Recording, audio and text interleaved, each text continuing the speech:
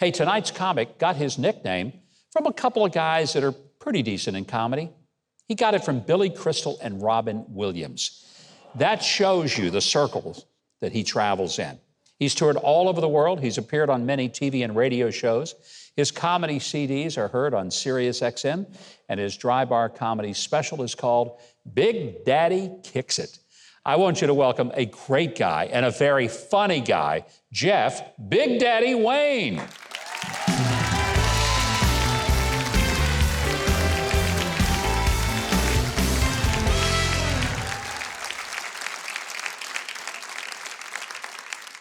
Big Daddy's here. Oh, and I'm glad to be here.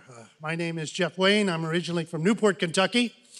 I moved to Los Angeles to become a big star, and here I am in Hendersonville. And I'll take it! Flew in from LA, and of course the flights today are crazy. Everybody in their masks. The plane is just crammed with people, and I'm sitting on the aisle with a mother at the window and her little 6-year-old boy in between us. This kid is up and down, in and out, up and down, running up and down the aisles, in and out. And after a few hours, her mother turned and said, I hope my son isn't bothering you. I said, no, but I wish he'd go play outside.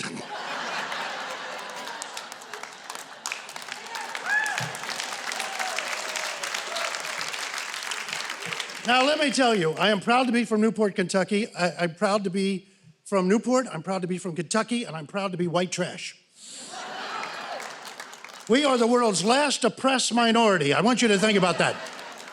Any other group of people, you call them a name, you're a racist, you're a bigot, or you're insensitive, but you can say whatever you want about white trash, nobody cares. Not even white trash. Do white trash lives matter? They don't care. And you won't hear that on Colbert. So I've got some good news for you. I've started dating again. I was married many years. We divorced, remarried. I wanted my house back. Unfortunately, we divorced again, and I just dedicated my life to raising the kids and being a good comedian. But a few months ago, I said, it's time for romance, time to date. And I met a lady who was very attractive, personable, age-appropriate. Took her out to dinner. Before we even order anything, she goes, okay, before we start, I have to ask you a question. And you gotta be totally honest, because our whole relationship will depend on it. And I'm thinking, this isn't good. This isn't. But I try to be a nice guy. So what's the question? She said, okay, now just be honest. What's your spirit animal? I said, what are you talking about? She said, and each one of us is a spirit animal. It's what we really are. It's wild. It's free. Yeah, it could be a zebra or a gazelle or an elk. What's your spirit animal? You know, us guys may not be very good at relationships, but we know crazy when we hear it.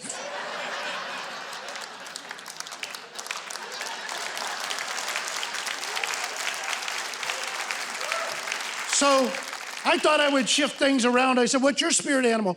She said, I'm an Arctic fox. I'm white and fluffy. I have little black eyes, and I dart across the snow. And I'm thinking, oh, my.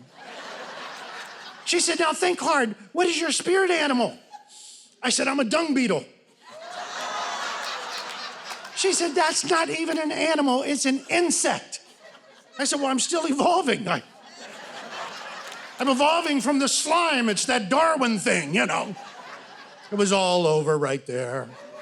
But it makes me think, what is happening in the world? You're talking about education, right? In LA, we have what's called feel-good education. Theory is you don't fail the students, you don't hurt their self-esteem. What's the result? A bunch of stupid people that feel good about themselves. Joey, what's 2 + 2? 3? You're so close, Joey. Someday, Joey, you'll be an airline pilot. I was doing a show a couple years ago at a college. This is how they're changing our language. You know they're changing our language. I told a joke. I said, my grandma's going deaf. We can't afford a hearing aid, so we just stopped talking to her. Lady stopped me and said, the term is no longer deaf, it's hearing impaired. I said, doesn't matter what you say, she ain't gonna hear it.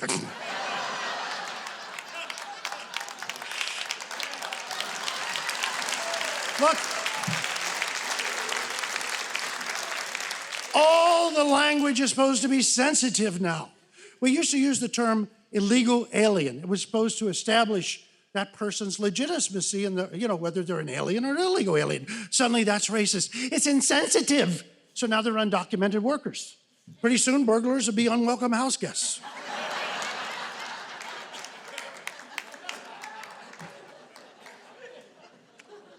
Maybe it's the schools. When I was a kid one time, this teacher, she didn't like me as a class clown. She said, "You're stupid. You should never tell a child they're stupid." And she said, "I'll prove you're stupid. What's closer, the moon or Paris?" I said, "The moon." She said, "How do you figure?" I said, "I look out the window at night. I can see the moon. I don't see Paris."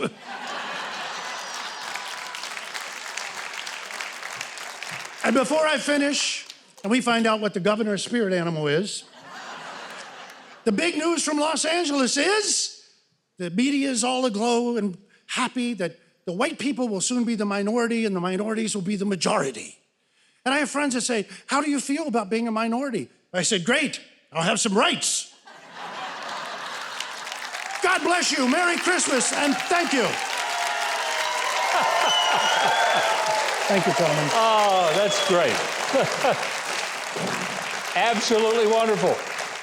So yeah, great having you here. What is your spirit animal? Because I know you're thinking of it. It's probably the unicorn. It's something that doesn't exist, therefore. Well, you got me with that one. There you go. Hey, if you want to find out how you can see our book, Jeff Big Daddy Wayne, and get his comedy CDs and see his hilarious dry bar comedy special, go to Huckabee.tv. We have a connection right to Jeff, and you're going to want it.